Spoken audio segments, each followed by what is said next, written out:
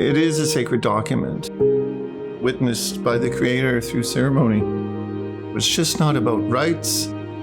It's about responsibilities, promises, and obligations as two nations coming together.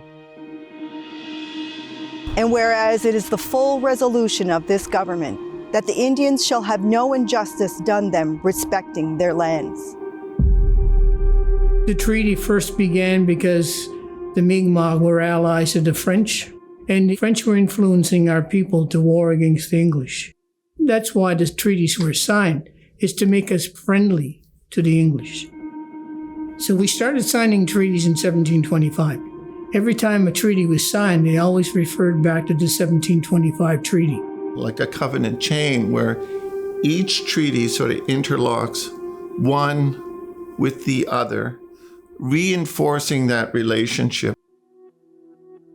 This place where you are, this place where you build your house, here where you build your fortress, this place where you want to own all the land, there is exactly where I sprouted from.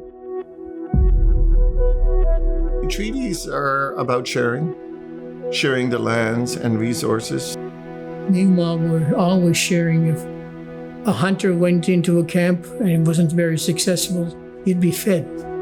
That's all part of sharing. Nobody ever went without.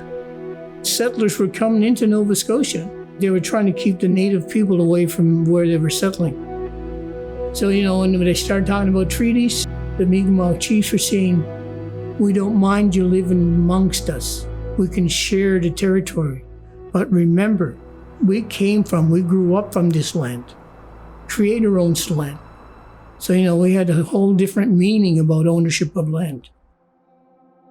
It is agreed that said tribe shall not be hindered from, but have free liberty of hunting and fishing as usual. When Gabriel Syliboy was charged for trapping muskrat in 1928, he wanted to defend himself with the 1752 treaty. In the 1980s, James Matthewson was traveling from one part of reserve. He had to go through non-native land, and that's when he was caught with a loaded rifle in his truck. And he was charged. When we defended James Simon, naturally they talked about the 1752 treaty. James Matthew Simon was acquitted by the Supreme Court of Canada. So it was the first case that recognized Mi'kmaq people have a right to live from the lands and resources, and not just for their own sustenance, but also for trade as well, and talked about these treaties as enforceable obligations. There was a pardon granted to Grand Chief Syliboy. It was a recognition by government of us entering a new era of treaty recognition and that idea of us all being a treaty people. We will not traffic, barter, or exchange any commodities in any manner, but with such persons as shall be appointed or established by His Majesty's Governor in Nova Scotia. Donald Marshall Jr. is looking to sustain himself. And so he gets in a boat down Walnut Neck and he gets some eels, comes ashore and he sells those eels and he's charged and he's convicted. He was denied that fundamental sense of justice at every turn within that process. Donald Marshall case using the 1760-61 treaties, because those were trade and commerce. They went all the way to the Supreme Court. When the decision came down, 5 out of 7 agreed with the treaty. We have that recognition of a treaty right to gain a moderate livelihood. It makes it a legal obligation owed by the Crown, by Canada, to the Mi'kmaq people. The Marshall case was one of the pivotal cases that we've ever had.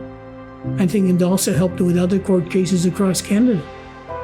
We honor all the people that have worked to make that court case successful. Their heirs and the heirs of their heirs, forever. Late Donald Marshall Sr. declared October 1st, 1986 as Treaty Day in Halifax. We come together to Treaty Day every year to remind ourselves of that special and unique relationship. We want to make sure things are protected for our children to come. It allows communities to thrive, both Mi'kmaq and non-Mi'kmaq. How we would get along both today and into the future through a framework of peace and friendship.